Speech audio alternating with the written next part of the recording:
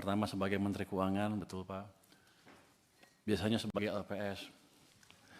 Kalau waktu ketua LPS saya katanya ngomongnya kayak agak koboi, sekarang nggak boleh saya baru merasakan dampaknya, rupanya beda. Jadi sekarang saya akan stick ke pidato yang sudah disiapkan oleh staf saya di sini Pak. Jadi nggak ada session bebas lagi. Pak Menteri, boleh koboi tapi ada isinya. Siap. Makasih Pak. Hadir bersama kami dari Menkeu pada hari ini adalah saya sendiri Menteri Keuangan, para wamen, ada 3 wamen di tempat kami, sekjen, irjen, para dirjen dan kepala badan, para staf ahli Menkeu, para pimpinan BLU atau Badan Layanan Umum dan jajaran, dan juga Anda siapa? Pak Sekjen kami Pak. Dia suka protes kalau nggak disebut namanya Pak, harus khusus katanya. Yang terhormat pimpinan dan anggota Komisi 11 DPR RI, pertama kami akan menyampaikan peran APBN untuk stimulus ekonomi dan mewujudkan kesejahteraan. Yang terhormat pimpinan dan anggota Komisi 11 DPR RI, sebagai negara dengan sistem ekonomi terbuka yang selalu kita cermati dan kita pantau adalah dinamika perekonomian global dan dampak rambatannya kepada ekonomi domestik. Saat ini tekanan terhadap perekonomian global mulai sedikit mereda, namun risiko ketidakpastian tetap perlu diwaspadai. Ketidakpastian global utamanya dipengaruhi oleh perang dagang, konflik geopolitik yang memanas, ancaman keamanan global di mana negara-negara berlomba memperkuat cyber dan nuklir yang jika tidak dikelola dengan bijak akan menjadi masalah serius di kemudian hari. Hal ini meningkatkan fragmentasi dan proteksionisme yang mengganggu rantai pasok sehingga meningkatkan volatilitas harga komoditas, tekanan terhadap suku bunga, dan nilai tukar. Ini semua terus kita antisipasi dan mitigasi semaksimal mungkin. Meskipun tarif tinggi dari Amerika Serikat diberlakukan terhadap berbagai negara, sejumlah negara masih menunjukkan resiliensi dari sisi pertumbuhan ekonomi.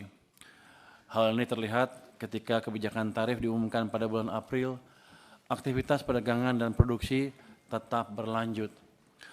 Indonesia dari sisi perekonomian domestik juga menunjukkan adanya resiliensi terhadap tekanan ketidakpastian global, berada di kelompok negara-negara yang resilient.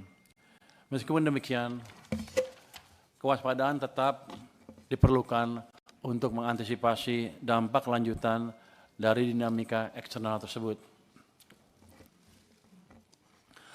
Resiliensi ekonomi hingga triwulan kedua tahun ini diperkirakan berlanjut dengan pertumbuhan lebih tinggi tahun depan. IMF pada rilis Juli 2025 memproyeksikan pertumbuhan global lebih optimis dengan tumbuh 3% year on year di tahun 2025. Ini naik sebesar 0,2 percentage point dari prediksi sebelumnya dan naik 0,1 percentage point ke 3,1% pada tahun 2026. Ekspektasi penurunan Federal Fund Rate juga mendukung proyeksi pertumbuhan ekonomi yang lebih optimis dan berpotensi mendorong aliran modal kepada emerging market. Tren pelonggaran moneter untuk mendukung aktivitas ekonomi di tengah stabilitas inflasi di level global diperkirakan turut memberikan dampak positif bagi domestik sehingga prospek pertumbuhan ekonomi yang lebih tinggi dapat kita wujudkan. Sejalan dengan perkembangan global yang mulai memberikan sinyal pemulihan, perekonomian Indonesia tetap resilient, terrefleksi pada ekonomi triwulan 2 2025 yang tumbuh sebesar 5,12% year on year, utamanya ditopang oleh masih kuatnya konsumsi rumah tangga, meningkatnya investasi, dan terjaganya kinerja ekspor impor. Di sisi lain, sektor kontributor utama bagi perekonomian yaitu manufaktur tumbuh kuat, didukung hasil dari hilirisasi yang memberikan nilai tambah lebih besar di samping permintaan domestik yang masih tinggi.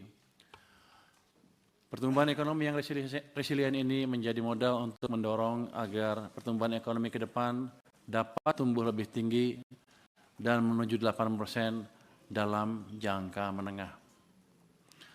Pada tahun 2026, pertumbuhan ekonomi ditargetkan dapat mencapai 5,4% dengan konsumsi rumah tangga yang masih menjadi kontributor utama diperkirakan tumbuh 5,2%. Investasi ditargetkan tumbuh 5,2%, diwujudkan melalui penguatan peran Danantara untuk akselerasi investasi yang produktif pada sektor-sektor yang bernilai tambah tinggi dan yang berorientasi ekspor. Dampak lanjutannya, ekspor diharapkan tumbuh lebih tinggi dengan nilai tambah yang diberikan. Ini ditargetkan tumbuh hingga 6,7%. Di samping pertumbuhan yang resilient, inflasi juga dapat dikendalikan dalam rentang target 1,5% hingga 3,5%, sehingga daya beli masyarakat tetap terjaga dan tetap memberikan margin keuntungan juga bagi produsen. Slide-nya ke inflasi. Slide. Inflasi dulu. Pemerintah terus berkomitmen bahwa stabilitas harga pangan menjadi prioritas yang harus dikendalikan. Berbagai kebijakan ditempuh, antara lain melalui stabilisasi pasokan harga pangan atau SPHP, pemberian bantuan pangan, hingga penguatan peran Bulog. Bulog didorong berperan menjaga stok pangan yang handal sehingga efektif untuk menstabilisasi harga sekaligus mampu melindungi petani di harga yang wajar sehingga kesejahteraan petani dapat meningkat. Dibandingkan berbagai negara, Indonesia dengan kebijakan yang koordinatif baik dengan Bank Indonesia, KL terkait, dan pemerintah daerah mencatatkan inflasi yang lebih terkendali dibandingkan banyak negara. Banyak negara masih berupaya untuk mencapai level inflasi yang ideal. Tadi ke satu slide. Ini skip yang slide APBN sebagai katalis. Slide 6. Jadi saya balik lagi nih. Ini belum. Oh, Satu lagi. ini. Naik. Oh, ini. Saya masih balik sedikit ke belakang, Pak. Tadi ada yang terlewat rupanya. Slide nomor 6. Slide nomor 6. Slide nomor 6. Oh, kok beda. 7. 6. Tuh. Filenya ya. Maaf Pak Ketua. Ini rupanya kalau menteri baru tiba-tiba ada kesalahan juga di sini, di slide sini.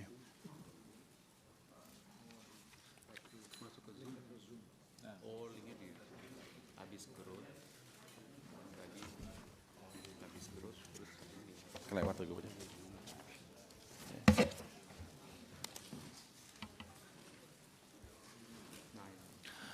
Saya lanjutkan. Dalam rangka mendorong pertumbuhan ekonomi yang lebih tinggi, diperlukan percepatan investasi. Upaya percepatan investasi ke depan tidak hanya mengandalkan APBN, tetapi juga ditopang oleh penguatan peran swasta dan Danantara Indonesia sebagai Sovereign Wealth Fund. Ke depan diharapkan kontribusi investasi dari Danantara terus meningkat hingga tahun 2029, sejalan dengan meningkatnya kontribusi swasta. Investasi strategis yang dilakukan oleh Danantara diarahkan untuk mendukung sektor-sektor produktif yang mempunyai nilai tambah